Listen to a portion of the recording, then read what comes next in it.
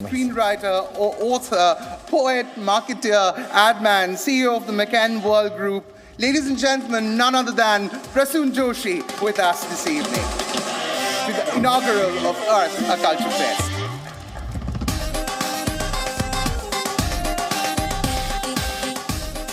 Now I would like to invite Dr. Vikram Sampath, who's the curator of the festival. Vikram is the author of 3 acclaimed books, Splendors of Royal Mysore, The Untold Story of the Vadairs, My Name is Bahajan, and of course so many other bestsellers that he's written. He has established the archive of Indian music. He's a revivalist.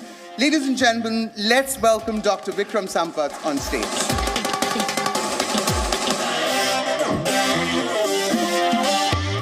Now, I would like to invite and welcome Mr. Sudhir Chaudhary, who's the CEO and editor-in-chief of Z News, Z Business, Beyond and DNA. He's the most sought-after news anchor. He's interviewed the biggest politicians, biggest emissaries, and India's biggest political leaders and union ministers on his show. Ladies and gentlemen, presenting you Mr. Sudhir Chaudhary. May I request the dignitaries on stage to step forward and light the ceremonial lamp to inaugurate this quest for culture, Arth A Culture Fest.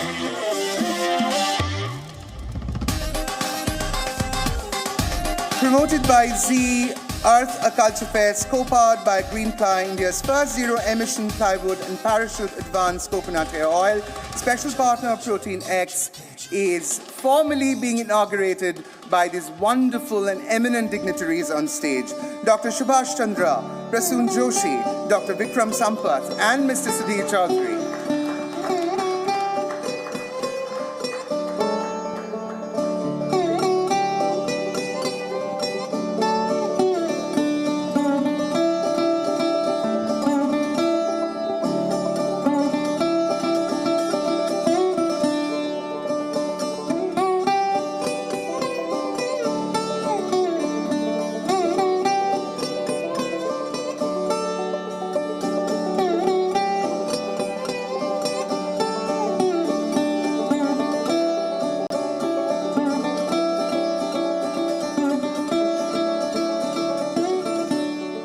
Thank you so much. And as we get to start to look inwards into our culture, into our civilization through Arth, may I request Mr. Joshi, Dr. Sampath, and Mr. Chaudhary to take their seats and invite Dr. Chandra for his keynote address. Thank you, sir.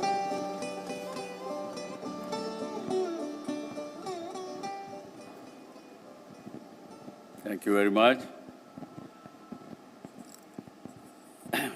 Namaskar, everyone.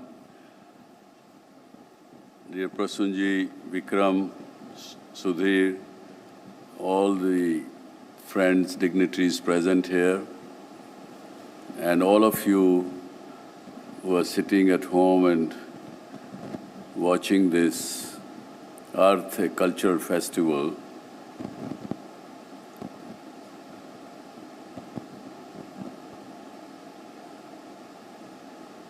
मुझे आशा है कि आप सब लोग अपने अपने परिजनों के साथ सकुशल, स्वस्थ और प्रसन्न हैं। मैं आज का ये अर्थ का चौथा एडिशन या चौथी कड़ी उसको अपने इस देश की पावन भूमि की युवा पीढ़ी को समर्पित करना चाहूँगा। उनको ही आज के और कल और परसों 3 दिन चलने वाले इस कल्चर फेस्ट को समर्पित करना चाहूँगा, क्योंकि जब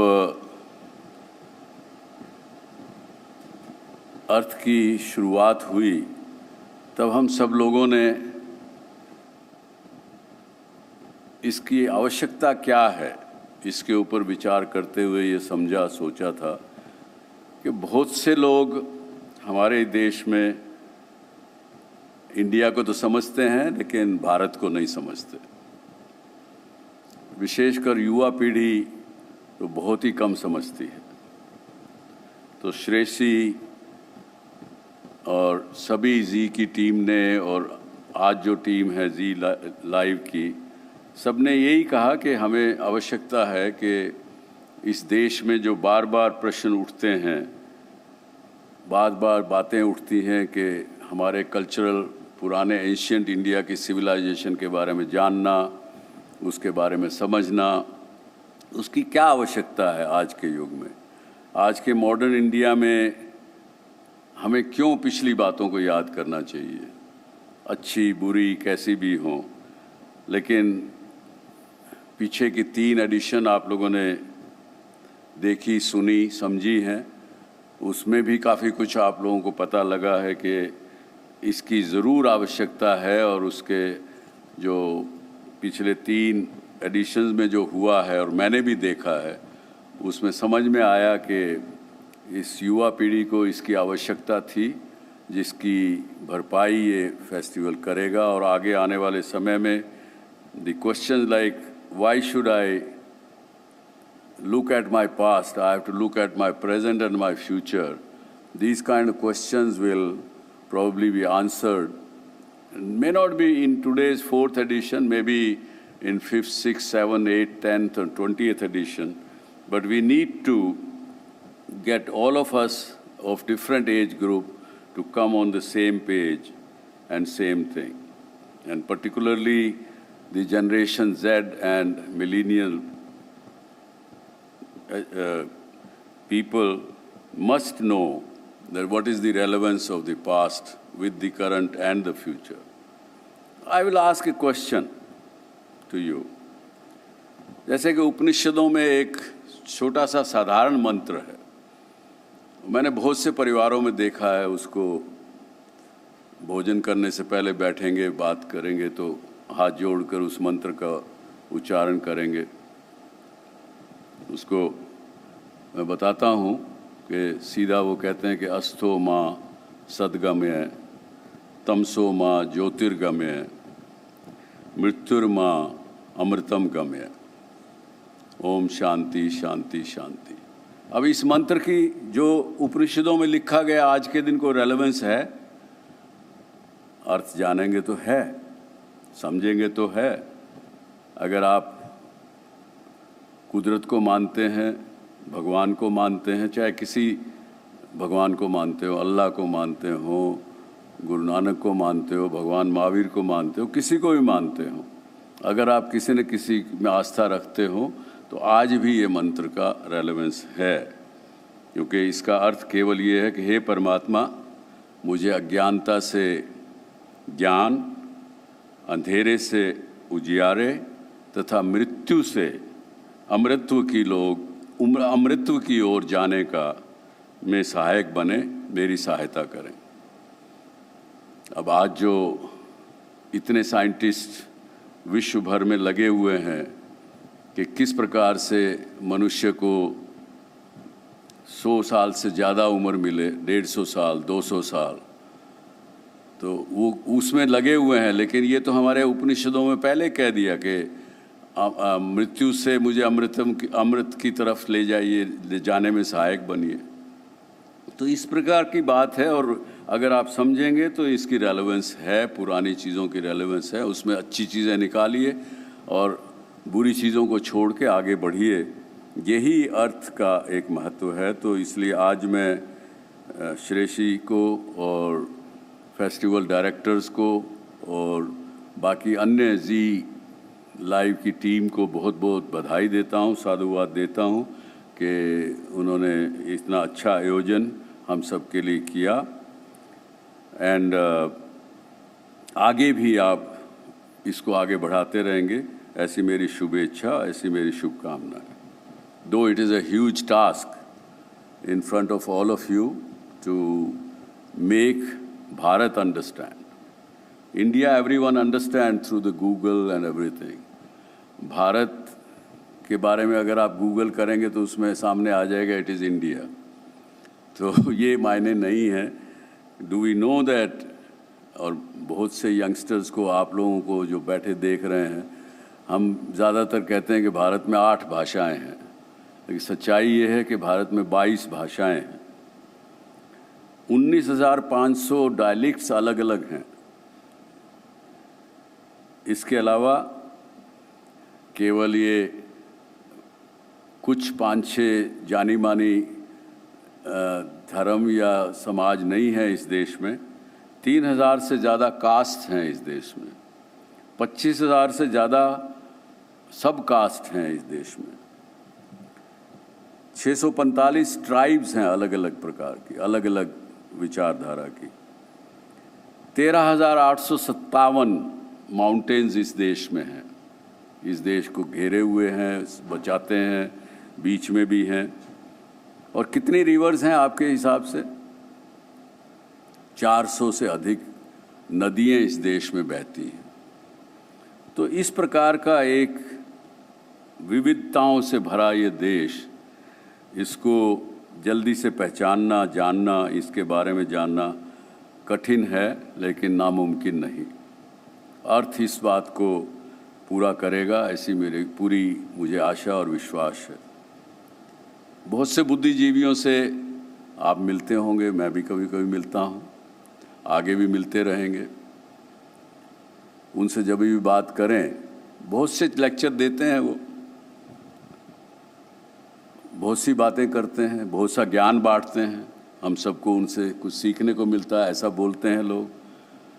लेकिन मुझे तो उनसे सीखने को, अगर उसका जिस्त मैं करूं, बहुत समराइज़ करूं, एक लाइन में कहूं, तो वो हमेशा यही कहते हैं, India we have so many problems, nothing can be done in this country. इस देश का कुछ नहीं हो सकता। ये उनकी अल्टीमेट रिजल्ट होता है। क्योंकि कारण क्या है उसका? कारण केवल यही है कि वो इंडिया को देखते हैं, पहली बात भारत को नहीं, और इंडिया को जब देखते हैं तो वो नेगेटिविटी के लेंस से देखते हैं। क्योंकि उनकी पढ़ाई लिखाई, सोचना, विचारना वही केवल वेस्टर्न है। माफ़ी चाहता हूँ कहते हुए, लेकिन वहाँ से ही अगर अंग्रेज़ी बोल सकता हूँ मैं, तो मैं बुद्धिजीवी हो सकता हूँ। हिंदी बोलने वाला तो बुद्धिजीवी भी नहीं हो सकता शायद। दूसरी भाषाएं भारत की बोलने वाला शायद वो भी कुछ नहीं जानता। इस प्रकार की भ्रांति और हम लोगों को सैकड़ों वर्षों से बताई गई है, पिलाई गई है, जिसके कारण से दुर्भाग्यवश बहुत से लोग अपने बच्चों को केवल हिंदी इंग्लिश मीडियम में ही भेजना चाहते हैं और अपने कल्चर की, अपने बातों की, अपने ग्लोरियस सिविलाइजेशन की कभी बात वहाँ पे नहीं होती, कॉलेजेस में, स्कूल्स में नहीं होती। और इसलिए मैं कहता हूँ कि भारत को जानना है तो बहुत सी बातें इसके पास्ट की समझनी पड़ेंगी आपको। और मैं तो बड़ा सीधा सा मैं कहता हूँ कि ज़मीन के जुड़े हुए हम लोग हैं। जब अभी भी कोशिश करते हैं, प्रार्थना करते हैं भगवान से कि हमको ज़मीन से जुड़ाए रखना, सच्चाई से, वास्तविकता से हमें जोड़े रखना। कहीं हम बहुत ज़्यादा मटेरियलिस्टिकली सक्सेसफुल हो जाएं तो हमें उड़ने मत देना, ऐसी प्रार्थना करते हैं। तो छोटी छोटी बात, 3 बातें जो हम और आप रोज़ करते हैं। आप सुबह उठते हैं तो ऐसे नमस्कार करते हैं। महिलाएं, भारत की महिलाएं माथे पर बिंदी लगाती हैं। छोटा बच्चा अपने बड़े को पाँव छूकर प्रणाम करता है, वो उसके सर पर हाथ रखता है। तो ये छोटी बातें हैं, लेकिन आप समझते हो ये तो बड़ी पुरानी, और ये आज के दिन कौन करता है? हाय हाय पापा, हेलो, ऐसा करके निकल जाते हैं। तो ये उससे क्या रेलेवेंस है, ये पूछते हैं। मैं आज आपको बताता हूँ कि तीनों में साइंटिफिक कारण है कुछ न कुछ। नमस्कार करना मतलब, मैं ये शरीर मेरा 5 तत्व का बना, उन 5 तत्व से, यानी 5 उंगलियां 5 तत्व के बराबर, और अपने हृदय के ऊपर रखकर मैं आपको कहता हूं कि मैं आपको आदर करता हूं, आपका सत्कार करता हूं, आपके सामने मैं बो करता हूं, झुकता हूं। हो गया ना रेलेवेंस? इसके साथ जैसे जब मैं अपने बड़े को पाँव छूता हूँ, यानी नीचे अंगूठे को छूता हूँ, और वो मेरे सर पर हाथ रखता है या रखती हैं, तो क्या होता है, दो शरीरों में एक क्लोज सर्किट सर्कुलेशन बन जाता है। जो विद्या, जो एक्सपीरियंस जो बड़े बुजुर्ग के अंदर है, वो उस क्लोज सर्किट के माध्यम से छोटे के शरीर में घुसता है, उसकी बुद्धि को निर्मल करता है, उसको आगे करता है। रेलेवेंस है। जब भारतीय महिला अपने माथे पर बिंदी लगाती है, तो ये जो मेडिकल के डॉक्टर इस ऑडियंस में बैठे होंगे या अपने घर में सुन रहे होंगे, वो इस बात को बिल्कुल स्वीकार करेंगे कि अगर कोई व्यक्ति हिप्नोटिज्म की बात जानता हो और हिप्नोटाइज करना जानता हो, ये कोई साइंस है, ये कोई विद्या या कोई कौशला नहीं है, कोई जो सुनी सुनाई बात नहीं है, तो ये सबसे बड़ा कमज़ोर बिंदु महिला के माथे मस्तिष्क पे होता है। उसको वो बींध ना सके, उसको वो हिप्नोटाइज ना कर सके, इसलिए इसकी प्रथा चली। अब आज अगर हम नहीं जानते तो उसको धार्मिक रूप से बता दिया, बोले साहब केवल शादीशुदा महिलाएं ही बिंदी लगाती, नहीं। लड़की जब कुछ उम्र के बाद आगे बढ़ जाती है तो सभी बिंदियां लगाती हैं, ऐसी प्रथा है। तो हमारे जो रिचुअल्स हैं, हर एक के पीछे कुछ न कुछ साइंटिफिक कारण, कुछ न कुछ चीज़ है। और भाइयों बहनों, मैं तो फ्रेंड्स ये भी कहूँगा कि आज जो हमारे देश में जितने भी बड़े लोग हुए जिनको हम आज भगवान के रूप में भी पूछते हैं, गौतम बुद्ध हुए, भगवान महावीर हुए, गुरु नानक देव हुए, महाराजा अग्रसेन हुए, आज के युग में मॉडर्न टाइम्स में ओशो हुए, ये सब इनको मैं साइंटिस्ट कहूँगा। They were great scientists of their own times. They only not decoded the nature, they decoded the human science, they decoded the mantra of how to make things happen successfully, make you successful, make you happy. Aaj, tell me today and look around yourself. If you know 50 people in your life, look at all 50 and you will find that none of the, even one of 50 people is not there who can say कि मुझे कोई दुख नहीं, I am not suffering due to one thing or the other. Small suffering, big suffering. But everybody will say that yes, I have some suffering. But these scientists of our past 5,000, 7,000, 10,000 years of Bharatiya Itihas, they discovered that what is the cause of suffering and how to remove that, how to get rid of those sufferings. And that's what they gave to our society and to the humanity as a whole. And that's the reason I always say that you must understand your cultural issues, your art, your craft, your music. In India, our music itself has got all scientific things behind it. We used to have, and even today we have. At times when you like a particular music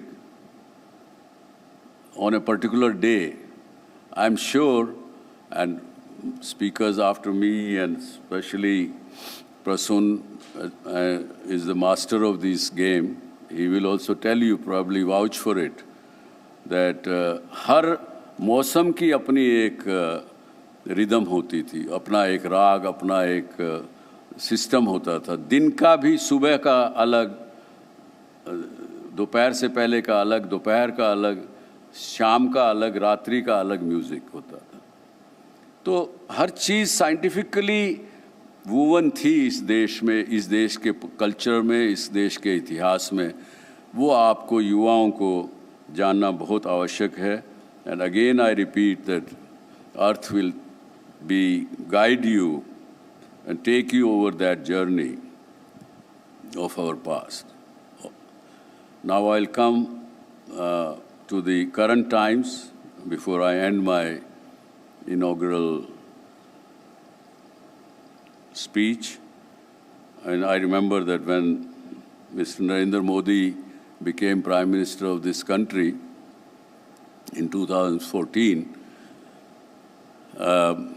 I happened to be hosting him in 2016 when our group, SL Group, completed its 90 years. On that day, he said that all of you people present here should do your job very well, should do your best in whatever field you are working. And we are going to celebrate in 75 years of India's independence. And that's what the host of today said, 75 years of independence we are celebrating this year. So he gave us the message to not only ask for your rights, because everybody today says, these are my rights and I am fighting for this right, I am fighting for this purpose and this is my right. You can't tell me not to have this, and things of various kind. But nobody talks about what is my responsibility. So you are the younger generation, you are the people of future, and as our Prime Minister recently said, that next 25 years we are going to work for and will be known as Amrit Kal, Amrit Ka Samay, means when 25 years from now we will be celebrating 100 years of our independence. We have to all prepare for that, and we have to be ready for moving towards becoming again the global guru or Vishwa Guru, and that which was very, very happy, healthy, and very, very wealthy as well. So to attain those things, my Yuva Sathiyo, you have to do lots of work, because we still have some grounds to cover. Lots of things which are not good, have not gone good in last 75 years, we have to correct them. For example, आज के जो कानून हैं, which laws we have, they have resulted into what? We have to ask this question. When you say na, that why do I need to know my cultural history in this modern time?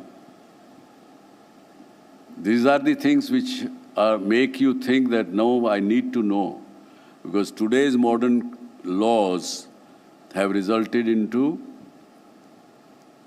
4 crore 81 lakh court cases are pending in our courts in India. 50 million cases are pending in my courts of India. And there are 1,350 jails in this country with 500,000 people in the jails. We don't want that. And if you don't want that, then you have to go back and look at the laws which existed in the ancient India. We had in our books and in our ancient cultural books, as well as other Vedas, Upanishads, do's and don'ts for the society. They had given solutions to each problems. If you would look at those, you will realize the governments of this time will also realize that when you write the law, the person who is writing the law thinks and writes in English, but then somebody interprets it in Hindi. And during that interpretation itself, there are hundreds of cases which are created. I came to know that in Supreme Court there are more than 50 such case laws where there is only interpretation between maybe and should be. Whether it should be maybe, or what is the difference between should be and maybe, you know? So these are the things which you will find solutions in our past glorious history. It also says our past history and book says that राजा कितना उसको tax लगाना चाहिए, tax कितना collect करना चाहिए, उसका उन्होंने पूरा फार्मूला वहाँ बताया हुआ। वो ये कहा कि राजा जितना भी पब्लिक के हित का काम करेगा, उसका जितना, उस पर जितना धन चाहिए उतना ही टैक्स उसको लगाना चाहिए, उससे ज़्यादा टैक्स पब्लिक से नहीं लगाना चाहिए। तो इस प्रकार की चीज़ें हैं जो कि हमको पास से मिलेंगी और आज की जो समस्याएं हैं उनका हल भी आपको उसमें मिलेगा। और इस प्रकार की बात कहते हुए मैं इसमें एक ही कहूँगा कि वी इंडिया और या भारत मैं कहूँगा continues to contribute not only to our lovely country, our respected country, we are contributing to rest of the world. Today our people have created wealth all over the world for all over the people and everybody. And let's hope that if learn from activities like Earth, we will be able to create wealth and happiness for ourselves also and remove all the suffering all of us face one time or the other. With this, I will say thank you very much to the Earth team. Jai Hind, Jai Bharat. Presenting the News app, available on Google Play and App Store. Download it now.